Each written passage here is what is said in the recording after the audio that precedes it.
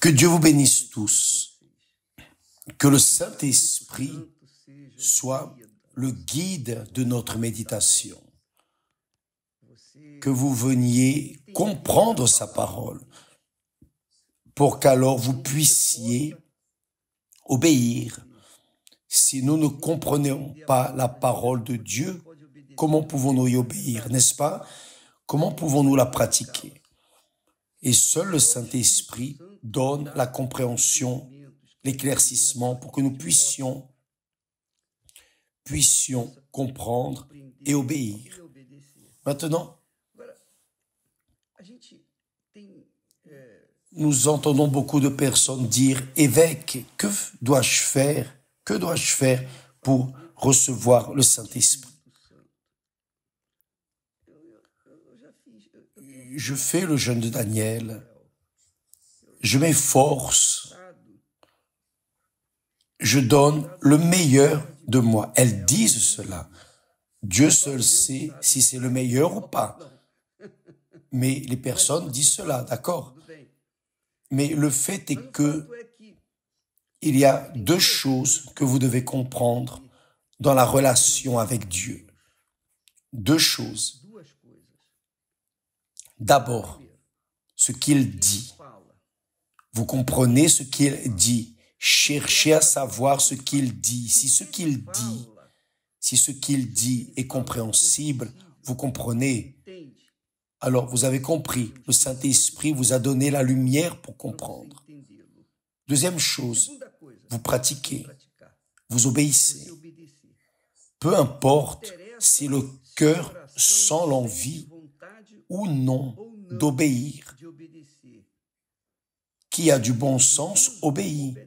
Qui n'en a pas suit la voie du cœur, du sentiment et continue à faire ce qui était erroné, qui n'obéit pas. Donc, quand une personne veut recevoir le Saint-Esprit, évidemment, elle s'efforce, elle donne le meilleur d'elle-même, car c'est ainsi que cela arrive. Quand vous aimez une personne, lorsque nous arrivons à l'adolescence et que nous aimons quelqu'un, nous faisons n'importe quoi pour avoir ce quelqu'un proche de nous, pour posséder cette personne, pour être de cette personne. Donc, nous ne mesurons pas les efforts, les sacrifices. Vous savez cela.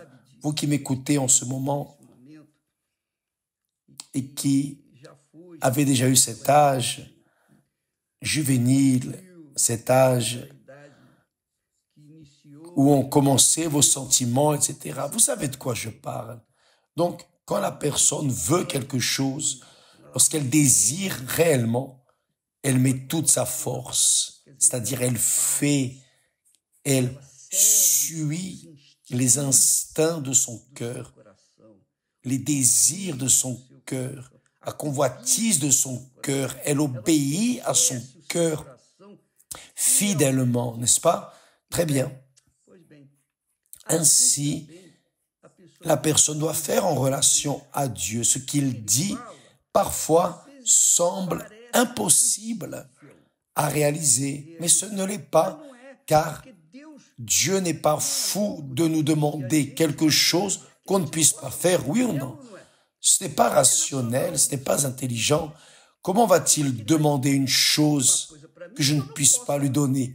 Quand il demande, quand il enseigne, quand il oriente, c'est parce que nous pouvons obéir. Nous avons les conditions de suivre, de garder, enfin, de pratiquer. Maintenant, reste à savoir si la personne veut réellement l'Esprit de Dieu en elle, qui est la plus grande gloire de Dieu dans ce monde. C'est le Saint-Esprit en vous. C'est la plus grande gloire de Dieu. Parce que, à quoi bon savoir au sujet de Dieu, avoir des informations de lui et ne pas savoir comme il est, ne pas le connaître personnellement. C'est la réalité, vous devez le connaître. Mais pour cela, Vous devez vous efforcer. Vous devez faire votre part, car la sienne, il l'a fait. Jésus a dit, à une certaine occasion, celui qui a soif, Jésus a parlé fort, celui qui a soif, Jésus s'est levé, resté debout et a dit, oh, celui qui a soif, vienne à moi. Bien sûr que dans cette fête, tout le monde cherchait à boire du vin, des boissons fortes, mais Jésus offrait l'eau de vie, le Saint-Esprit. Donc, les personnes qui étaient sincères, qui voulaient connaître la vérité, qui voulaient connaître davantage au sujet de Jésus, s'approchaient de lui et commençaient à suivre ses conseils et commençaient à mettre en pratique sa parole. Donc, si vous voulez recevoir le Saint-Esprit, le jeûne de Daniel est extrêmement important pour que la personne puisse commencer à suivre dans sa direction. Pourquoi? Parce qu'elle s'efforce, elle veut, elle désire. C'est ce que Dieu veut. Il veut que nous venions à concorder avec lui. Pas seulement concorder théoriquement, mais dans la pratique. Qu'est-ce que le Seigneur veut que je fasse? Chaque jour, je demande à Dieu, Seigneur, je sais que ton esprit est en moi, mais si le Seigneur ne me guide pas, si le Seigneur ne me parle pas, ne m'enseigne pas, ne m'oriente pas, si le Seigneur ne me dit pas ce que je dois faire, je vais faire ce que je veux, ce que je pense devoir faire. C'est la réalité. Parce que pour que je puisse savoir la volonté du Seigneur, tu dois illuminer ma pensée. Donc, la parole doit être claire pour moi, pour que je puisse, ah, c'est ça, alors je vais le mettre en pratique. Par exemple, Jésus a dit, un exemple, vous avez appris qu'il a été dit, tu aimeras ton prochain et tu haïras ton ennemi. Ça, c'est ce que le monde fait. Tous, nous le faisons normalement, tout être humain. Mais Jésus a dit, mais moi, je vous dis,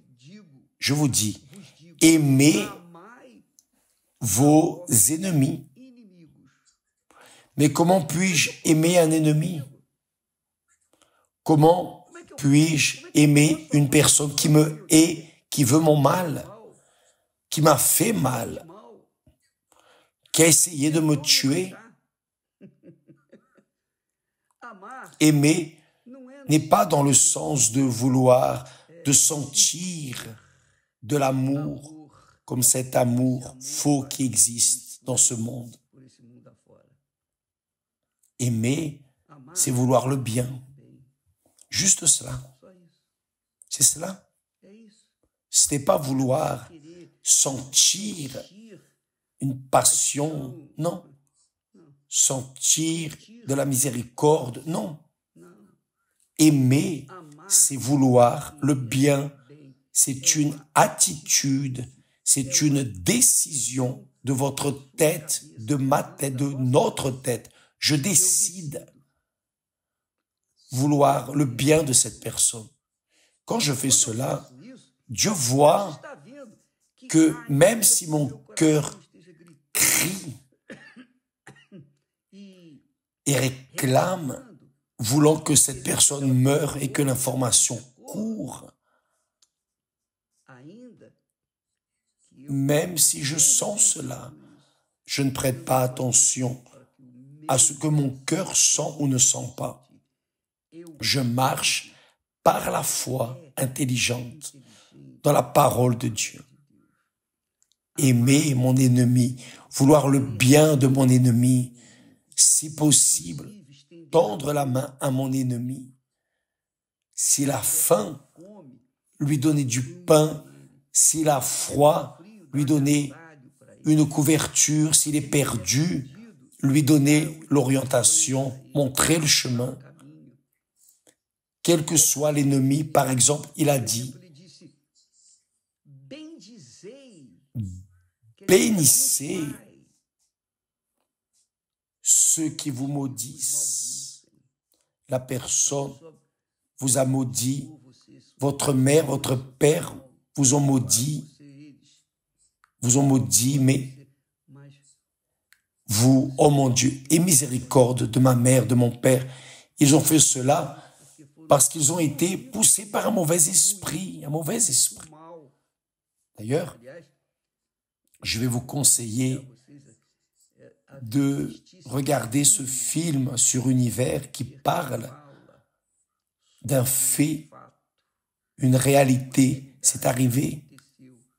C'est un fait véridique qui a été mis en livre et dont un film a été fait d'un homme qui était possédé par un esprit diabolique. Et l'esprit diabolique l'utilisait. Intéressant. Cela vaut la peine de regarder sur Univers. Ce film va commencer, il va commencer à penser le 9 samedi. Vous pouvez regarder, cela vaut la peine. Ça vaut la peine de regarder pour comprendre comment le mal travaille, pour comprendre comment le mal utilise le cœur des personnes, comment le mal fait le cœur humain être trompé. Cela vaut la peine.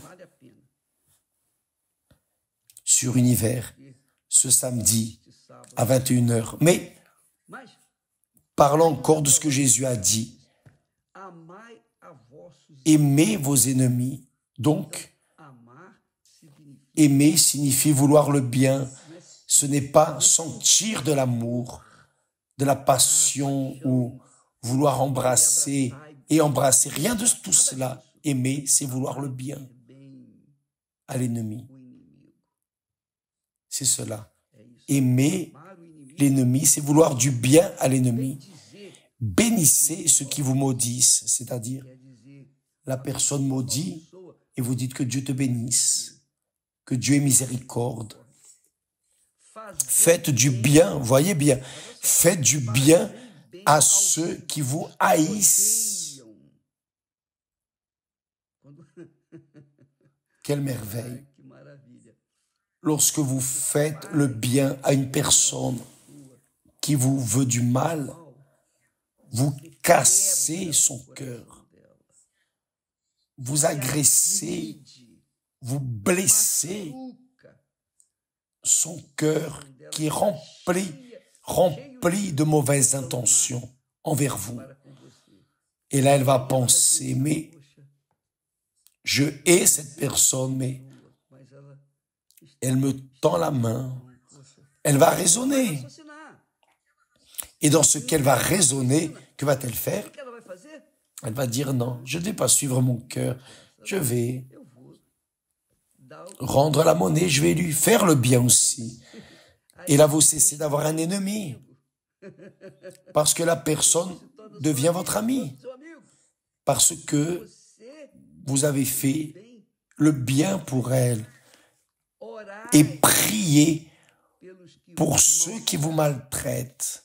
Vous avez été persécuté, il dit ici, qui vous maltraitent et qui vous persécutent. Donc la personne au travail vous a maltraité, vous a persécuté et restez là à vos pieds. Alors vous priez pour elle. Dieu va voir cela. La personne peut ne pas le voir. La personne qui vous persécute peut ne rien voir, ne rien savoir. Mais Dieu va toucher son cœur et va résoudre le problème. Et là, il dit, voyez, faites attention. On va récapituler un peu. Jésus a dit, vous avez appris qu'il a été dit, tu aimeras ton prochain, tu haïras ton ennemi. Et il dit, mais moi, je vous dis, aimez vos ennemis, Aimer vos ennemis, c'est une action. Aimer, c'est une attitude. Ce n'est pas un sentiment, c'est une attitude. Aimer, c'est-à-dire vouloir le bien à mes ennemis. Bénissez ceux qui vous maudissent. Donc, au lieu de rendre la même monnaie, vous qui avez été diffamés, vous contre qui on a menti, etc., etc., vous allez bénir ces personnes. Vous savez que cette personne a mal parlé car elle a été utilisée par le mal. Elle a été utilisée par un mauvais esprit. Donc, vous allez bénir cette personne. Vous allez faire le bien à cette personne qui vous hait. Vous allez faire des prières pour les personnes qui vous maltraitent et qui vous persécutent. Pourquoi? Voyez que tout est une action, une attitude de votre part, de ma part, de notre part, envers ceux qui nous haïssent. Et Dieu, qui voit toutes choses, voit que vous êtes en train d'obéir, en train de lutter contre votre cœur, de lutter contre votre nature pour obéir à sa voix. Évidemment, Dieu va vous bénir. Certainement que Dieu va vous bénir.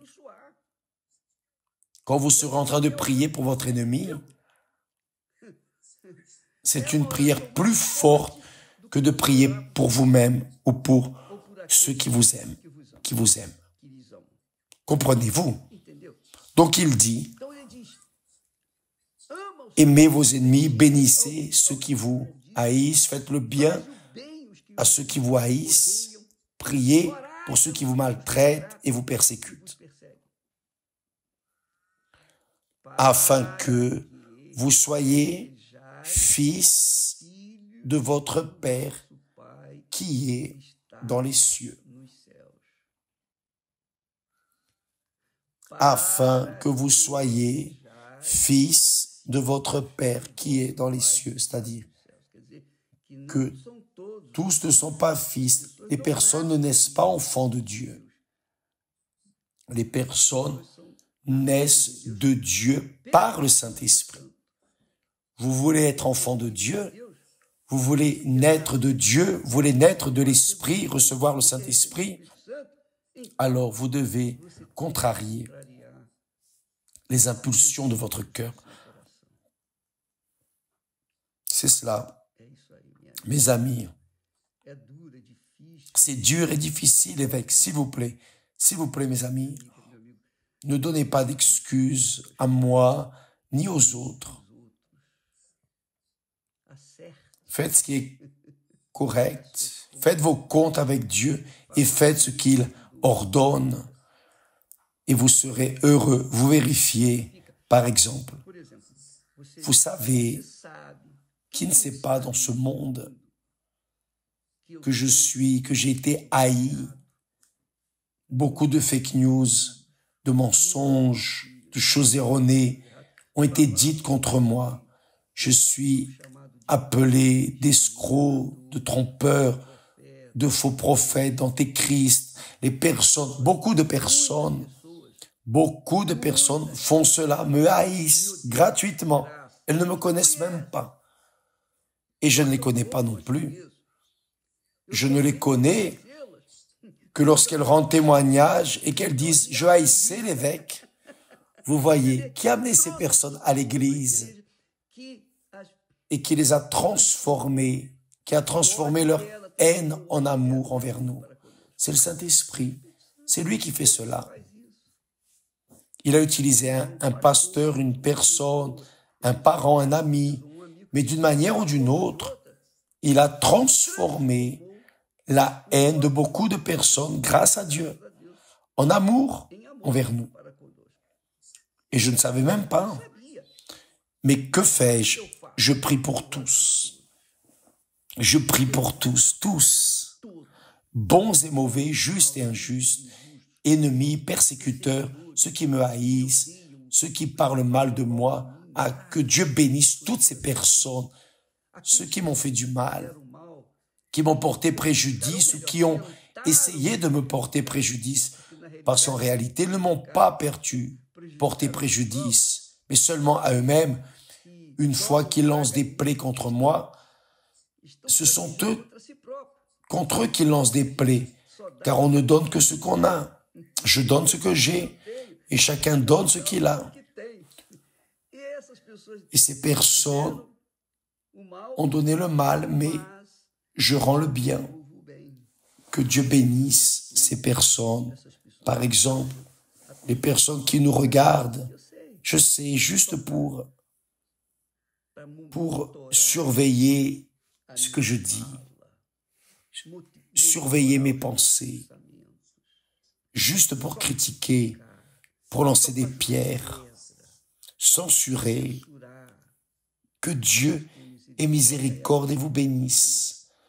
Que Dieu se révèle à vous comme un jour il l'a fait pour moi.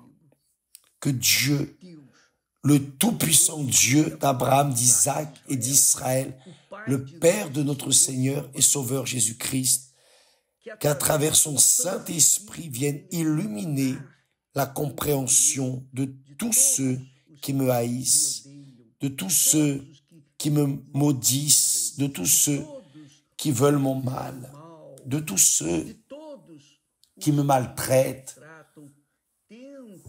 qui me persécutent, etc. et répandent de fausses informations à mon sujet. Que Dieu les bénisse au nom du Père, du Fils et du Saint-Esprit. Et si je parle juste pour parler, si en moi, il n'y a pas réellement ce désir, c'est juste un discours, Dieu voit aussi. Oui ou non? Il ne sait pas ce qu'il est en moi. Que Dieu vous bénisse tous et à demain. Au nom du Seigneur Jésus. Amen.